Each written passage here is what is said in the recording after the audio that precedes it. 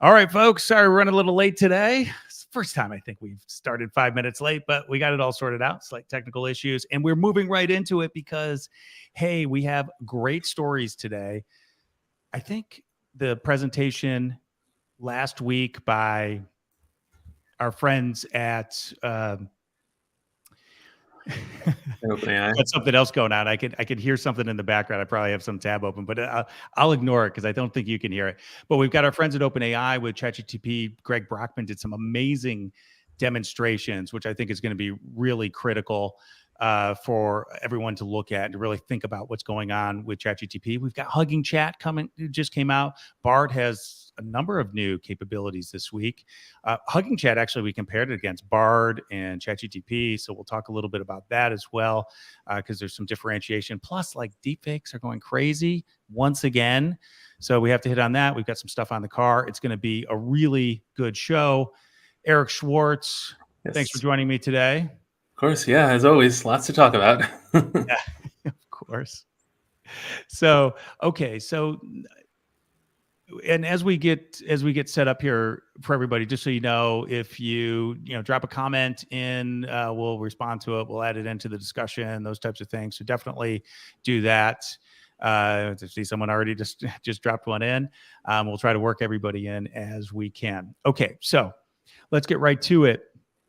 The first story today is ChatGPT. Of course, it seems like it's the first story probably of this is our 12th week. I think it's been 9 of the 12 weeks we've either led off or it's been the second story.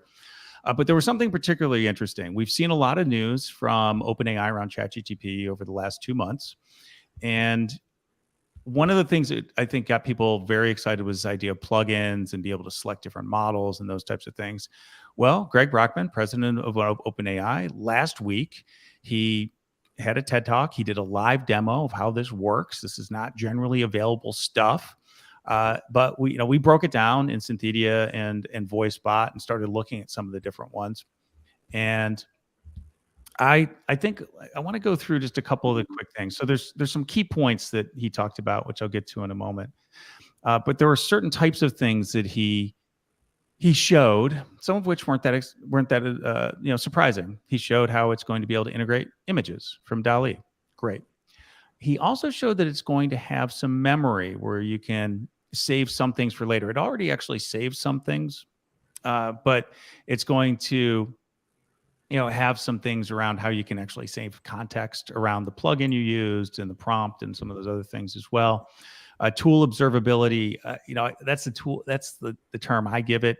But really, it's this idea that every time you use a plugin, there's going to be a little button that you can click, and when you click that, it'll show you what that plugin is doing, which I think is really interesting and also important from a UI standpoint. Automatic tool selection. I mean, this is the one thing that I was talking about with Adam Chire this week at Project Voice. Adam's one of the co-founders of Siri and Viv that later became Bixby. This idea of when you have 1,000 or 10,000 or 1,000,000 plugins, how do you find them? And can the system just find them for you so you don't have to think about it? Integration with a number of web apps. We saw that where you can go right to an e-commerce site and conduct a transaction. AI-driven fact-checking. This was great. He actually had to select a different model. Thanks to Mikhail Stanislawic for pointing that out, that he actually selected a different model and not a plugin for this, but he basically said, fact check this after he got a response. That was really interesting to see. Analyzing the file data was really interesting. You could actually upload a CSV file and it would actually be able to pull information out. You could query it, but it would also make charts from the data file and it could extrapolate trend data. So those were the big points that I wanted to talk about in terms of the 9 jaw-dropping features. And we could talk about other things as well. But Eric, what did you think? Yeah, and as you said, there was a lot of information, a lot of new features or expansions on existing tools. I mean, looking at it overall and seeing it in one list, you definitely can see some of the themes or you can sense some of the strategy behind it or where they want to bring it. I mean, personally, I find the almost meta AI elements kind of interesting. The idea of not only fact checking what it's doing, but comparing what it pulls up to other sources. The idea that it's going to be picking out which models to use to answer questions. This sort of not only generating responses but generating strategies on how to respond. I really like that, and with the memory element and the images, it really expands the context and extends it back in time, which I think will make it more useful in the long term. If people are going to be using it every day, then they'll be faster and faster at getting to the solutions or the responses that they want to get without having to start from scratch every time. Yeah, and Alan Furstenberg, as usual, like zeroes in on like the most important point.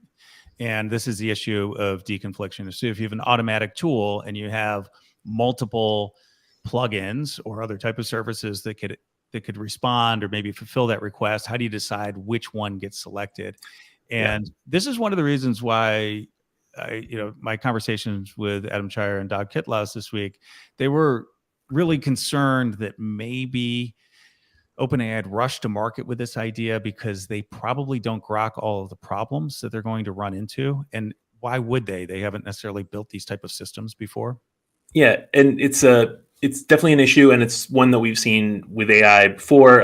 We've written about when Alexa came up with or came out with a way that if you have car trouble, you ask for help with car trouble, but instead of using an Amazon system, it actually linked through a third-party system whether or not you had enabled that skill. And there was a lot of question about why it picked that. And then they recently had begun the idea of being transparent about it, but sponsoring answers. So if you ask for ask a question about a good place to go eat or something, you'll actually have a sponsored answer from a restaurant nearby. I mean, I don't know if that sort of transparency is going to be the answer here, or if it's going to be you have to pick from a range of options of what it uses. But I think there's going to be a lot of experimentation with regard to how it chooses what resources to use to respond to questions. Yeah, this is non-trivial. I mean, there's technical aspects to this, which you would think that OpenAI would be expert at, but there's a lot of business process and policy elements to this that really just have to be thought through. And so this is one of the things where this is where plugins could be amazing and they could just like really take this to the super app to the next level. It could also be the thing that sinks it. And, I talked about this as well in Synthedia. So we had a couple of posts. So we broke down each of the key use cases. But we had this idea of, the super app and the new features. And really is this now going to be the personal virtual assistant that we've all been promised, but like the others haven't really built up on? And there's a couple of things that I think are important here. So one of the things that Greg walked through was how conversational interactions backed by an intelligent assistant make it easier for users to get what they want. Okay, so that's like sort of basic, but okay, these are the things that he's thinking of as like product guiding lights, or in terms of how they're going to prioritize. He also talked about how natural language will complement existing UI. So again, it was very multimodal, in terms of the way they were talking about it, how ChatGPT is trained to understand requests and what applications will fulfill that. The deconfliction is like, this is where that really comes in. And then how ChatGPT is trained to anticipate unarticulated user needs. And we saw an example of that when it actually, created a chart and made a change, and it made the change he wanted, but it also changed the title to include the fact that now the 2023 data was going to be estimated. I think that was very important. So we have, through this presentation, we have some interesting demonstrations, but he also talked at length about what they think is important. Yeah, I think, again, going back to what I was saying about the strategy, trying to understand where they're going to go with this is just as important as understanding what the current features are, because as you said, as soon as they came out with the plugins, you could extrapolate a lot about how they were going to try to not just be providing generative AI to everyone else, but to be the source of all these other services within themselves. So I think their goal is, I think you're right. It's they want a super app. I don't know how successful that could be with so many technical and business obstacles in the way, at least in the short term. Well, I think that's we think about when you become a consumer product company as opposed to a web service company, a back end processing company, which they had. So we saw earlier that they had the issue with the security, a front end issue, which could happen to anybody, but it seems more likely to happen if it's the first front end web app that you've really put out at scale. Uh, and then we saw this week also, I think you were the one who coined this, that it's basically incognito mode, uh, that they are started building in some of these new privacy features. Now, there's a number of different things that we might talk about in terms of this concept, but it also shows, in addition to the actual feature, and you can talk about that, but it shows that they have a lot of work to do. It's not just deconflicting. It's not just making plugins available. It's not just UI and workflow, but they have some back-end things that they have to take care of, which is basically privacy, security, safety, all these other things.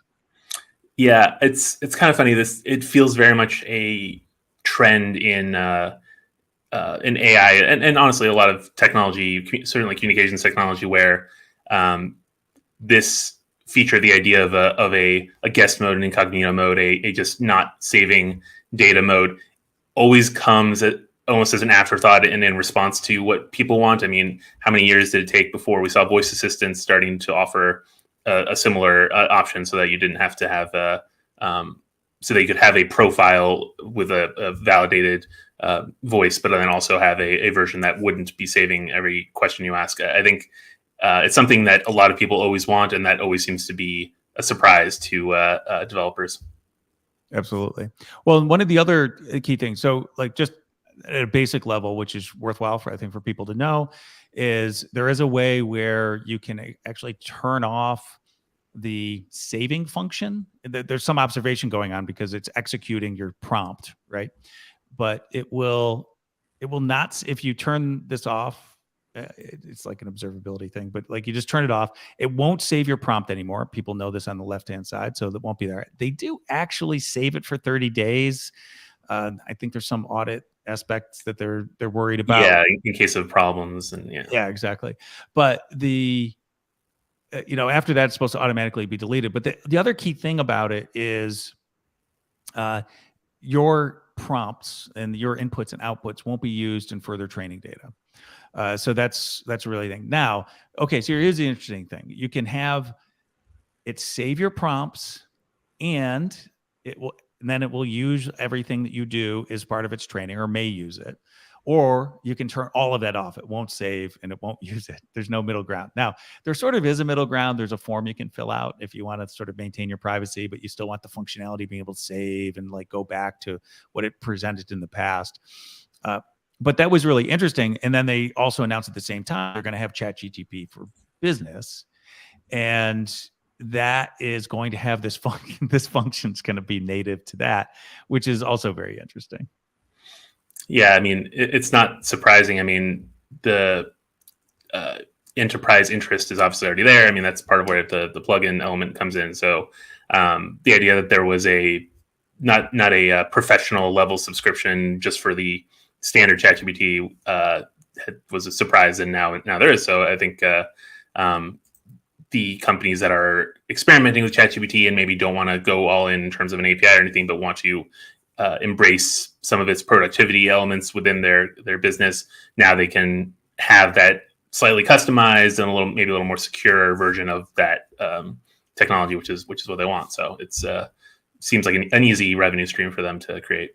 Yeah, absolutely. It makes total sense. And we just see what they're thinking, right? They're sort of moving step. Now, I do think there's a bit of a conflict here between user apps and business apps, which everybody who's ever worked in either of those spaces, consumer apps versus business apps, will understand this conflict, and they come up very quickly. But okay, fine. They're trying to do this thing, and this business chat solution actually might give us a hint of where they think this is headed, that it's not actually going to long-term be a consumer app. There's this comment from Alan, which I think is a really good one. I put it up because I wanted to address it. So he says, didn't they say before that, this is OpenAI, that they were using user input for future training, or is this different than the announcement from March? Okay, so the announcement in March, as I understand it, was really actually just for the API. So in fact, it's an automatic opt-out, or a default opt-out. if you're using the API for your service. And you can opt in if you want, if you're providing this third-party service. But that was not for ChatGPT. That was for third-party users of the API. And they have not gotten to this automatic or default opt-out yet for the ChatGPT, the consumer app that they have. But really good question. Okay, so I think incognito mode, as they have, or private browsing, is a really good idea. I'm glad they did it. It's really important. We saw some of those issues with Samsung, where they had discovered that 3 of their employees had put proprietary information in ChatGPT. It's not as clear to me. I was trying to verify this, that anyone actually saw that, because if it goes in the training data, it can show up in an output for like any random person. But somehow they figured it out and they clamped down on it. And I'm sure that was a red light. Just like when Italy said, we're banning you, when Samsung says, oh, you can't use this anymore because of these issues, they're like, oh, let's put a feature out that protects them. Yeah. And it's kind of funny because that definitely appears to have been what happened there. But I've certainly seen rumors where it hasn't been necessarily companies uploading to ChatGPT private data so much as discovering that their private data is posted in places they didn't realize, and that ChatGPT was scraping that data automatically. So it's a bigger issue there too. Yeah, and it's not clear, and I think this is going to come up in some of the European actions, and we have more of those too.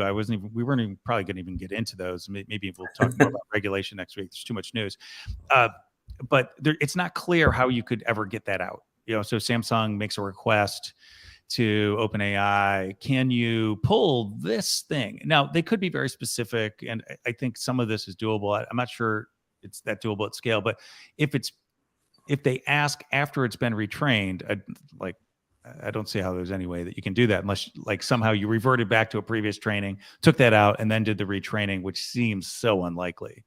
Yeah, it would have to be a total teardown. Otherwise, the nature of generative AI models is that thing. It is a bit of that black box situation where trying to it's like looking for a needle in a haystack in the dark, really. Yeah. Okay, let's talk about something else. Let's move on, but we're not going to move that far because we're moving to HuggingChat, and we've had some fun with this already. So HuggingChat is HuggingFace's ChatGPT equivalent. Eric, what's your perspective on this? Yeah, they make it very clear. They describe it compared to ChatGPT. They discuss it as an option to ChatGPT. The AI itself, if you ask, has its own opinions about what makes it different or better than ChatGPT. Actually, you don't even have to ask it if it's better. If you ask it if it's different, it'll tell you why it's better. So I think there's there's a very large open source community in the tech and AI world, and HuggingFace has become very much the face of that side of things. And they've been HuggingFace and its various community and volunteers have been coming up with all kinds of interesting ways to use generative AI using open source materials. And now they have this chat interface, and I think there's going to be I think there is a demand for it, and I think that there's going to be a lot more opportunity for experimenting with this interface and this kind of thing. So I don't know if it's going to be a replacement for ChatGPT, but it's definitely going to be something people use if they, for whatever reason, don't like Microsoft or OpenAI. Yeah, so there's clearly demand for it because several times yesterday I felt like early days of ChatGPT, it was just saying, can't answer right now, can't answer. And in this case, you had to like re-enter until you could figure out that it could actually, so you could actually get your question through and process it. But actually, it processes it about as fast as what you would expect from ChatGPT using the GPT-4 model, which is interesting. I thought it might be a little bit faster because it's a smaller model. And it's a smaller model on less training data. So like one of the takeaways is that actually it's a smaller model in terms of number of parameters. So inference should be faster. Smaller training data set, you would think it wouldn't be good. It's actually pretty good. It's not as good, which you'll see. And like some of the things I've just shown, we've got a bunch of VoiceBot articles coming up. But if you're a Synthedia reader, you can just jump into these or just go to synthedia.substack.com. You can see this. So What we did is there are a couple of questions that we asked ChatGPT right after it came out in December. And we also asked at the time Google Lambda, because we had access to the early beta there, Test Kitchen. And I didn't even include that here because it's so different in terms of the way that it was responding. But what we were able to do is say, like, look at the original Chat GPT, look at HuggingChat, and look at Bard. And it was sort of interesting, this conceptual idea. We broke it down into conceptual and fact-based just for this. And we'll do more on these things in the future. But you know what? HuggingChat's response was good. It's not as good as ChatGPT back in December, is my assessment of it, but it's fine. ChatGPT in December gave me like 3 options, and it gave me a little bit more context. This gives me one option in terms of how, if I wanted to bring out an independent virtual assistant, or voice assistant in this case, how could it compete with sort of the big 3 out there? Interestingly enough, Bard just totally misunderstood it. Bard certainly, based on its training data, could have answered this, but that's one of the things we would call, it's like a recall fail. Perplexity AI, you guys know that I talk about them a lot. They were able to answer this quite well, and I put actually 2 responses for them because they default to a shorter one, but if you actually click the little thing that looks like a paragraph down at the bottom, it'll expand, and it goes through. Gave me 3 options. It was actually fairly similar to what we were seeing with ChatGPT a few months ago, so I thought that was really good, given that they've been successful. We've talked about them on the show as well in terms of like moving things forward, but again, like just another option. We didn't do Edge for this because Bing Chat is going to be somewhat similar to GPT-4, but or ChatGPT with the GPT-4 model, but you can see like how much different this is. So he gave us 3 options in paragraph form before, and I asked the same question just yesterday of this, and it gave me this list of 10 different items. So I think there's a couple of takeaways here. First of all, ChatGPT is still ahead. Hugging Chat shows that you can actually bring an independent online, and you can be very functional like immediately. Perplexity is very good. No one's really talking about them. They've raised a little bit of money. I mean, they've raised a lot of money in old school terms, but a little bit of money in terms of what we think about in this space. But they're very good. Bard's actually better at the second answer. And in fact, I think Bard gave us the best answer for the more fact-based question. But this is, I think it's fascinating that like there's all these threads are coming together, and we can see that this is just going to get mixed up further. Yeah, I agree. I mean, I'm happy about that, and I played around with Hugging Chat a bit. I did encounter a few hallucinations on some questions, but that was not surprising because I was deliberately trying to be a little more vague, because I've seen, as we've seen ChatGPT get better and better at understanding the context that isn't there, or filling in the blanks of what you're not asking. And I will say one thing that is genuinely very good about these conversational interfaces is that even if it doesn't give you a full or complete answer, you can literally ask it to expand on that, or explain more, or explain an aspect of it, and we'll just go into that, because I think that they're all, in terms of their default version, I think there's a lot of uncertainty of how complete people want their answers to be. That's why we see these with Bing, different modes that are more creative or more to the point. But I think that the other element about Hugging Chat is that because it is open source, we're going to start seeing people come up with variations on it that most of them will be sort of limited or maybe not that interesting, but all it takes is 1 or 2 genuinely innovative ideas built on this technology for it to capture a bunch more of the market, and provoke a response from OpenAI and others to either imitate or top whatever features those that may end up being. So my assessment here is it's going to be very hard for some of these independents, unless they get well financed, to compete on the open domain. Yep. Just because it's not just that they have a lead; they just have so much more data, bigger models, bigger parameters. They can afford to run not just the training but the inference, at least in the near term. It's not to say it can't be done, but it will be. The other thing about this is I thought it was really interesting. Not a single one of these answers included the fact that, like ChatGPT, because actually what they should have said is the best way to compete with some of these other solutions is to differentiate all these other things that they said. but they didn't reference the fact that ChatGPT is actually the independent virtual assistant that came up. It's like you can use voice with it if you use some of the models within like the playground within OpenAI. But there's other people who have added voice to it. But it is basically this voice assistant. I will say this last thing, and I've got a interview in the podcast coming up shortly with Adam Chire, when we talk about this idea of doing versus knowing. And the voice assistants we all know, Alexa, Google Assistant, Siri, they're all doing engines. They're assistants that do things for us. We ask them and they perform a task. That task could be information retrieval, and the knowing, the intelligence side is something that they're actually not very good at. Usually they can give you a little bit of information, but they can't actually break down concepts very well and rejumble it and give it back to you. That's why they default to links very often. Whereas ChatGPT sort of nailed that. And that's what he and I talked about this week. He says, oh, that was the thing that we just couldn't get to yet when he was building these other assistants. He said, but it was always something I knew we'd need to get to. He said, oh, by the way, the knowing side, ChatGPT, check. It's done.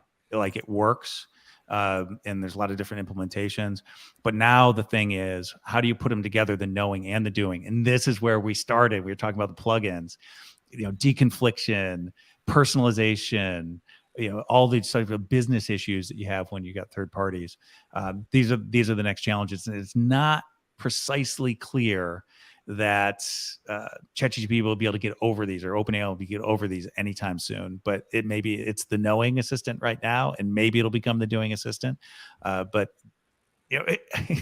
one of these assistants soon should be able to say, "Oh yes, like there is already one. It's ChatGPT."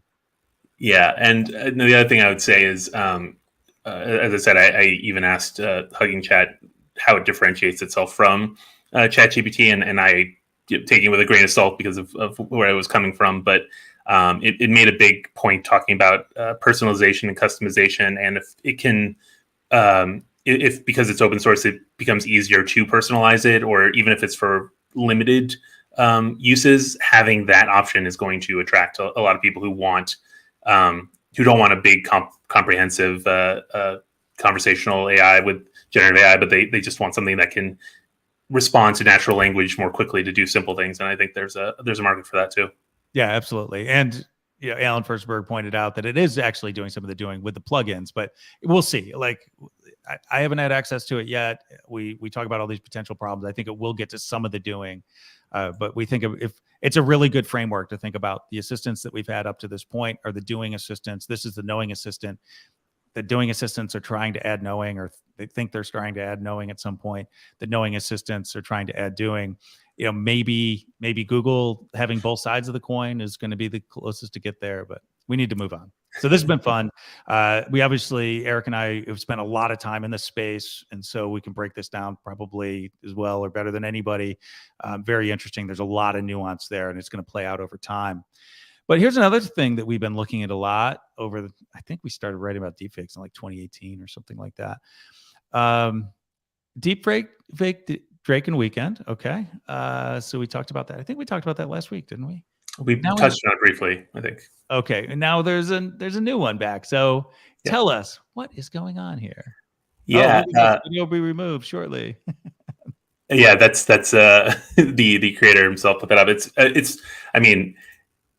Just in case anyone watching this wasn't aware, it's very hard to delete the internet. So no matter what you do, there's going to be it popping up elsewhere. But essentially, there's a generative AI creator who has been playing around with creating music tracks using voice clones of real artists, but not just speaking, but performing, singing, and putting together songs that may or may not have been something that the original artists would have put together, but certainly sound enough like them, like something they would make to become very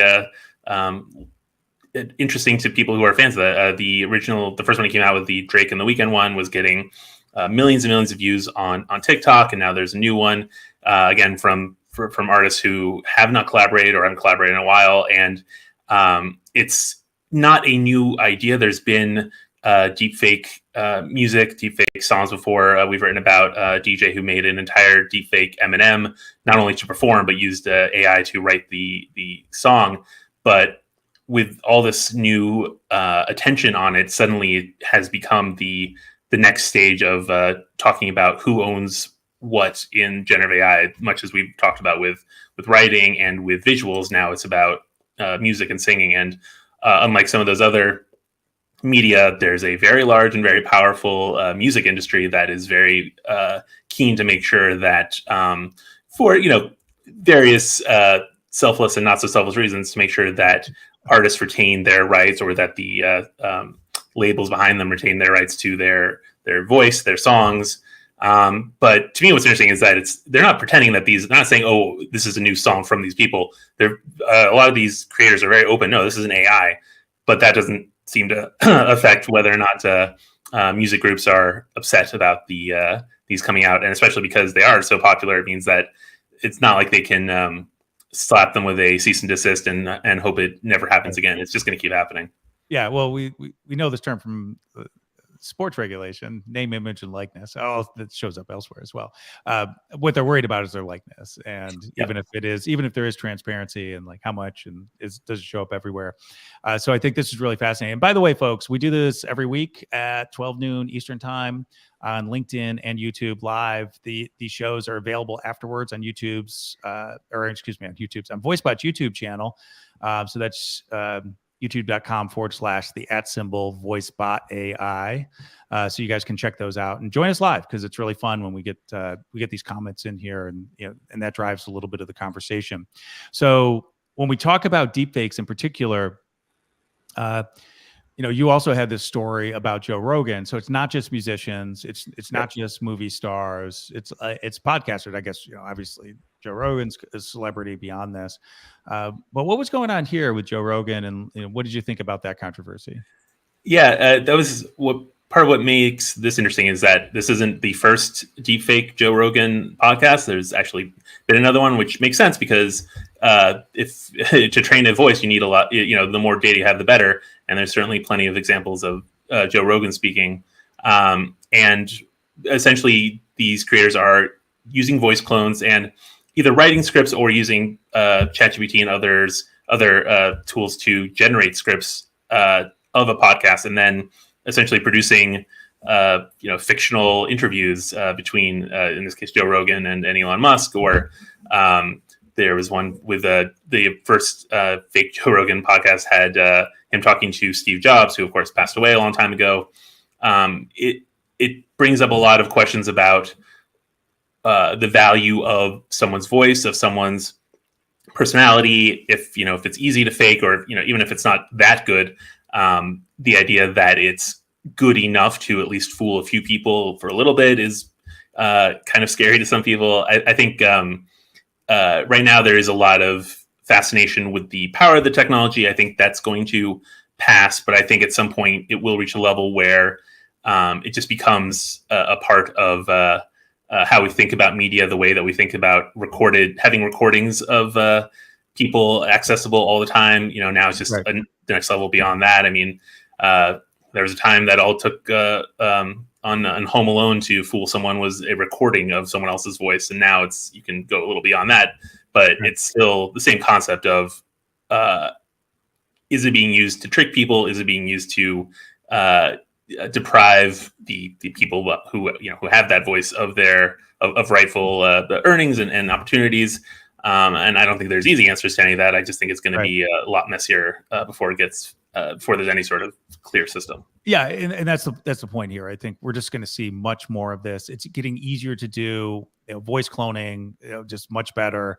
Obviously, things like ChatGPT have helped as well, because you can actually create things in the style of as well much more easily than you would have in the past. And so it becomes more passable when you have the voice, the synthetic voice, plus a style that seems familiar with that. And then obviously with the visual deepfake technology and being able to represent some of these folks as well. I mean, we've just seen a lot of that, and there's a lot of work to be done from a technical standpoint to do detection. And we don't really have good solutions for that today, although some of the things I've seen recently, I expect that to be coming out before too long, actually fairly soon, which will really be useful. But in addition, we have all these policies, these practices, cultural mores, whatever it is that will sort of round this out. And that's really going to make a big difference, I think, over time. But it's going to be a lot of hard work, and it's going to be a lot of these things where Universal's is doing takedown requests left and right, before we get to the point where, okay, this is kind of parody. This is okay. That's not okay. Yeah, it brings up whole questions about what is fair use. I mean, if it's fair use to use someone's voice for commentary or parody, is it fair use to synthetically generate their voice for parody or commentary? Yeah. And there's a great comment right on that point here. And so, like, can I detect that this is a fake voice? This is already auto-tuned. and I should say, I mean, there are cases where it genuinely is hurting the voice actor industry.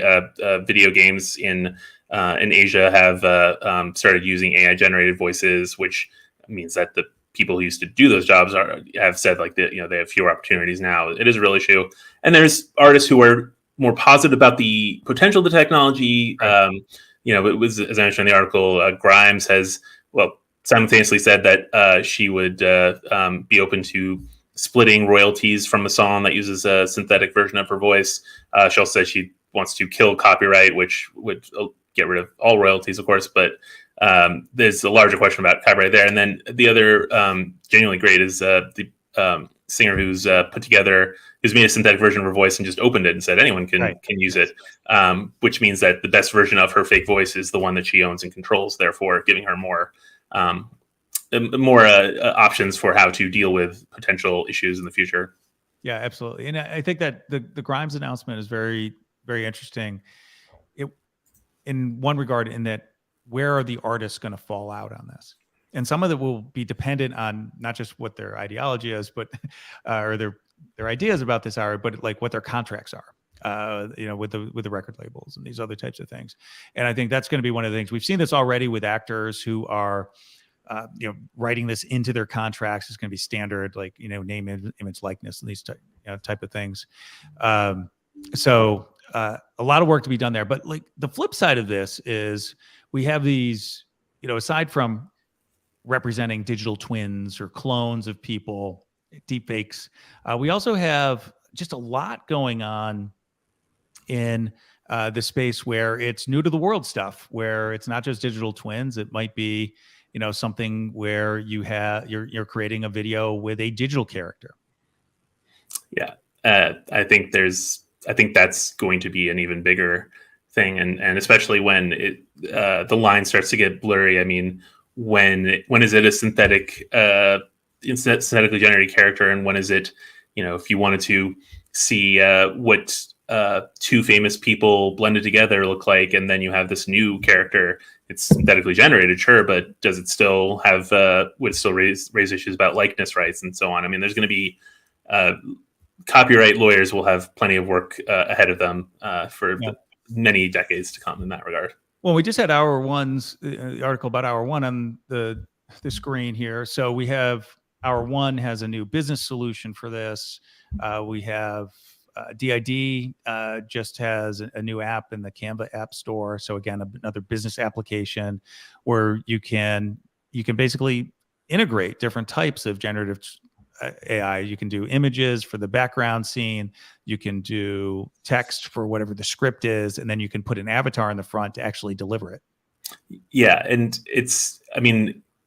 you could probably do it now at a semi-crude way, but it's not going to be long before there's a consumer app that you can replace. You take Indiana Jones and you put yourself in the Harrison Ford character, and it's not just a crude overlay of your face. It's all of your speech and mannerisms and stuff, but overlaid into a movie, and then the movie adjusts for how your AI character performs. I mean, there's so many creative opportunities that come with this technology simultaneously with all of the problems that any potential technological revolution would bring. So I think, it's going to be. And here you go, right? So that you wrote about this as well. Yes, I think this was just yesterday. And so we're getting into this idea like, okay, so you can do an overlay in your face and you could represent somebody, but who would have thought that Character.AI, which was sort of this fun little thing that rolled out not too long ago, where you create an AI personality, you can chat with it online, and that represents usually it could be anything, but usually some sort of celebrity. And all of a sudden they're at $1 billion valuation. They can raise in 150 million. Yeah, with no revenue, because it's still technically in beta right now, so it's not like a official product yet. But it's, I mean, it is a. To be honest, it makes me wonder, how unique are people if it's so easy to replicate a convincing conversation with someone. But I think that those kinds of tools, and it's the tools become toys, and the toys become ubiquitous, and then the next thing you know, it's like that's when our friend we had on a couple weeks ago, the question of verifying whether something is deepfake or not becomes more important. But I think Nina shared the whole idea around provenance of deepfake, what's changed, who has ownership, and a chain of that over time. And I think that's a really good point. And I also think that what we're seeing potentially is the first stage of a shift between what's most important in privacy. So previously it's been our digital footprint, right? And how that could be used nefariously, inappropriately, whatever it might be. Now it's our name, image, and likeness, and that someone can represent us in a way that's not what we want, for whatever reason. And so I think companies like Character.AI seem like this sort of fun little sideline, but basically what they're doing is they have a little engine there that can recreate your personality. So Eric and I have been like online a lot. We've done podcasts, we've done video streams and things like that. Someone could recreate us like anytime they want, and I don't think they're going to do that. It's not going to be that interesting to people, but they could. And then you think about layering all these technologies together. And that's really what I think when I look at Character.AI, it's just another example of sort of where we're going in terms of representing the essence of us. Our digital footprint is not the clicks and the places we've been and what we've bought anymore. It's also everything we've said, our personality, our image, our likeness. Yeah. And as you said, they're not perfect by any means, and a little bit of analysis can often uncover when it's fake voice, fake text, and so on. But it's so easy to get to 50, 60, 70% of the way there, which is more than enough to start arguments and debates. There was a huge and I think still ongoing argument on TikTok over whether a deep fake version of Keanu Reeves is really Keanu Reeves, even though it says it's AI, even though people are saying it's very obviously AI.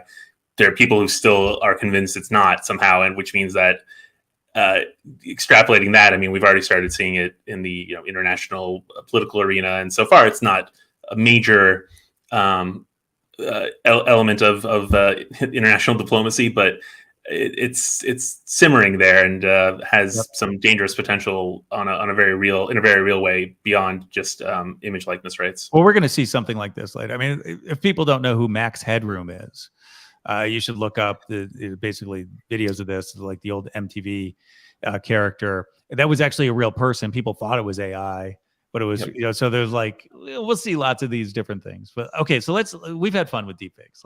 Let's close off on that because we got a couple more things we want to hit on before we wrap up. Let's get back to Geeks on Patrol.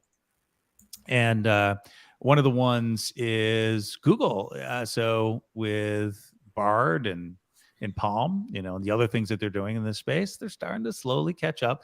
And in this case, who knows? Maybe they're a little bit ahead. So Copilot came out with a solution not too long ago, GitHub Copilot, that helps you write code. This is actually more like observability and some other types of things. I think it's really interesting what Google has been doing here in terms of being able to use generative AI in concert with companies like Mandiant, who are really well known in the security space, and they have this special variant of the Palm large language model. This is not Lambda, which everybody knows from Bard, but Palm, and they have a version of this called SecPalm. What are your thoughts on it? Yeah, it's another example of the less flashy but still really important and potentially really exciting aspects of generative AI, because this idea of it being an assistant who is very obviously very intimately connected with the security system and with understanding what should be allowed and what shouldn't be allowed. I think at some point, certainly any enterprise cybersecurity model will have to use generative AI either to help prevent potential problems. If you could set a generative AI to look through your current security system and spot flaws and help patch them up, obviously that's great. If you have something like Google, which of course, as we discussed, has so much data already, even before counting proprietary information, it's really going to, at the very least, speed up investigations and the creation of preventative practices. Although that said, I think cybersecurity since the beginning has been a question of coming up with security measures and then people overcoming them. Security measures, people overcoming them. What that means when it's generative AI versus generative AI fighting over that, I don't know if that's just going to speed up that cycle. Yeah, fair enough. I mean, we've had a lot of really significant advances in cybersecurity over the last several years. A lot of the things that were just plaguing us just a few years ago largely are not. And so we're always moving on to the next thing. And so this might be one of those situations where the very rare situation, we might be getting a little bit ahead of it, at least in one space. I think there's a lot of pieces that like nobody's really thinking about. But it is interesting that if you look at all of the different data points that would come in for something like security, that you can then layer on a large language model to not only look at those data points, but potentially to look at data points that you're not actually investigating. So I think that's and especially the natural language element. If you're not a tech expert, you can ask your generative AI, why was my website breached, and it can just explain it to you in simple terms in a way that you might be able to understand and explain how to fix it without hiring an outside firm. That's going to save you a lot of money. Yeah, and it like I think their model that they're going to work with the existing stack really makes a lot of sense as opposed to just a bolt on. The idea that it goes into your existing flow. They've got this plug-in concept for themselves, and then they can propagate the information in some of your other tools. Now, Google's also been very busy, and with Bard, and Bard now can help you code. Yeah, it comes not too long after the release of Bard, but one of the first examples of generative AI that Microsoft came out with was Copilot for GitHub, and which was built around helping write code, checking for mistakes, fixing them. The pair programmer model, and Bard is now getting involved with that. And again, it speaks to the sort of despite all the very upfront flashy elements of generative AI, I mean, the idea that you can just describe a website and then have the code for it created for you, or you can look at code and I have no idea what it means, but ask Bard, what does this do? And it will tell you. As someone who's far from expert at programming, that's an amazing idea. It means it gives a lot more people a chance to code, to come up with programs and apps. And I think if it wasn't baked into the plans for Bard at the beginning, I'm sure it didn't take long before developers said, "Hey, we should make it easier for people to." No, it's been around for a while. I mean, if you think about it, so we know about GitHub Copilot, which came out, I think in beta would have been last year, I think. Well, no, that was actually the public release was just about a year ago. So it was a year and a half ago. I think they started the beta. It was a closed beta, but I think they got even maybe as many as 1 million users during the closed beta.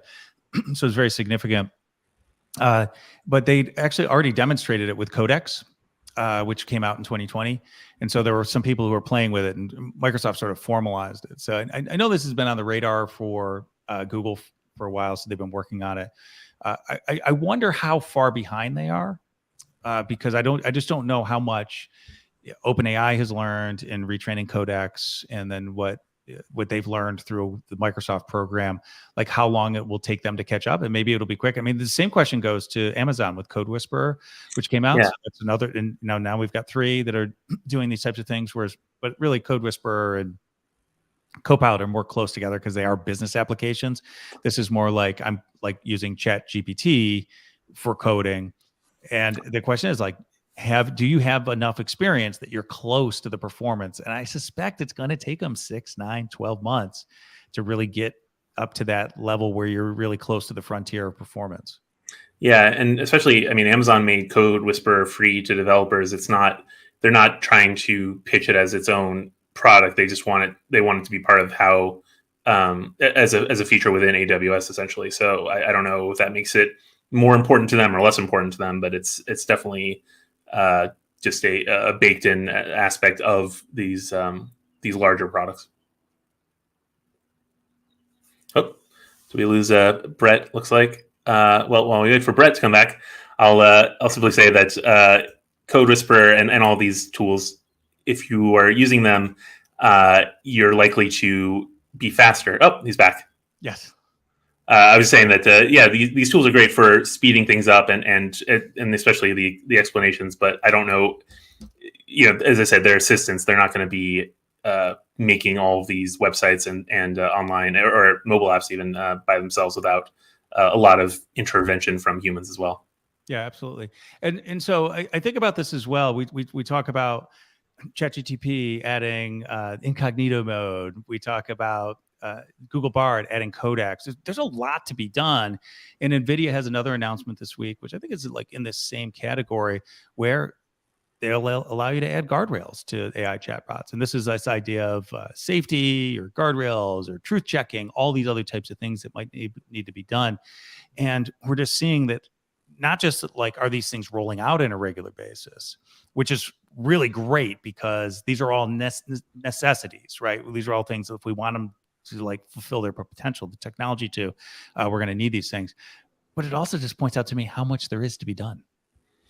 Yeah, and it's telling that even Nvidia, which that we've discussed before, is very quietly or sometimes not so quietly a real leader in generative AI.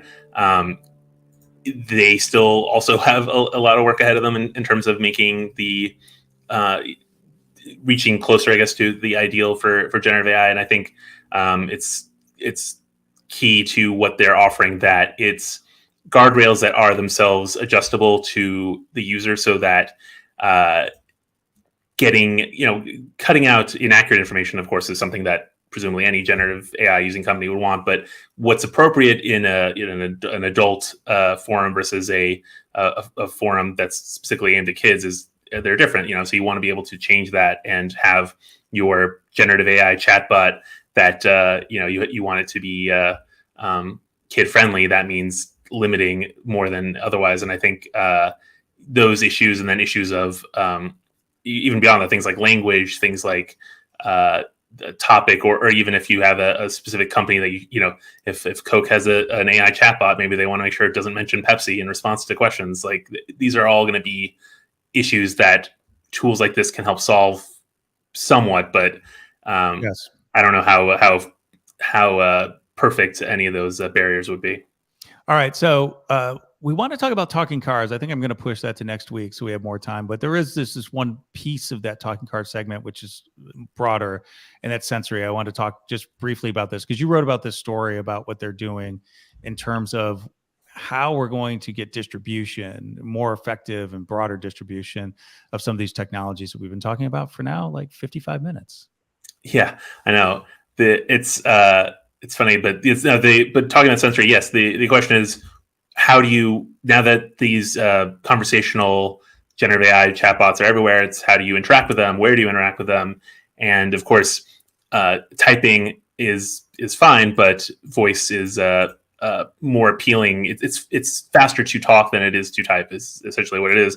And honestly, you can use your voice places you can't type, such as with cars or when it's built into your smartwatch. So sensory has created a way to embed access to generative AI chatbots in devices that don't have a keyboard or that are just a screen. It's in some ways it is just saying like, oh, here's a better voice assistant, and in other ways it's broadening what those voice assistants are capable of. But I think that we're seeing it pop up from plenty of other companies. I think the question of voice generative AI is coming to fruition, or about to become a major element. More infrastructure and tooling that just like makes this stuff spread. And in case you don't know about what Sensory is, because Sensory is a private company. It's been around since the 90s. Some people might think it's like one of these new startups. Sensory technology is in over 10 billion devices. Yeah. Right? Yeah, they were well ahead on the on device technology before people started being worried about the cloud. Yes, yeah, absolutely. Low footprint, low memory consumption type of solutions. They're in many devices, every day, some of which are probably publicly known, some aren't. So I'm not going to say what some of them are, but even some devices you wouldn't expect them to be in. They're doing things. They're really well known for like on-device wake words and some simple command. But I think this is just another set of companies that needs to get into this space to help enable it to proliferate even more than it already is and faster than it already is, which seems impossible. Eric Schwartz, any closing thoughts for today? Just that how and where generative AI is used, as we've discussed, it's everywhere for everything. And I think that people who think they know where this technology is going to be used in the next year may be surprised. Yeah, fair enough. Hey, there's a lot going on here. Follow Eric's, all his writing at voicebot.ai. Pretty simple. He's got many articles every day. Some of the ones we showed here, but we don't get to nearly as many as are covered. Follow me there, as well as VoiceBot Podcast. Come to Gain next week, LinkedIn or YouTube. You can watch us live 12 noon Eastern on Thursdays. Thanks. Shout out to everyone who was at Project Voice this week in Chattanooga. Like, a lot of big brains were there this week. We had so much fun talking about the intersection of conversational AI and what's going on in the generative AI space. Oh, and follow Synthesia. Like, there's some gold in there, my friends. Like, we're putting a lot of stuff in there that would normally show up in research reports. It's free every week. Or every day, actually. Synthesia.substack.com. And Alan's got a question for us in the chat. We'll get to that coming up next week. Actually, Alan, why don't you just come join us one of these weeks on stage? So we'll do that, and then we'll let you, pontificate about that as well. Thank you so much, folks, for joining us this week, and I look forward to seeing you next week. Bye-bye, everyone.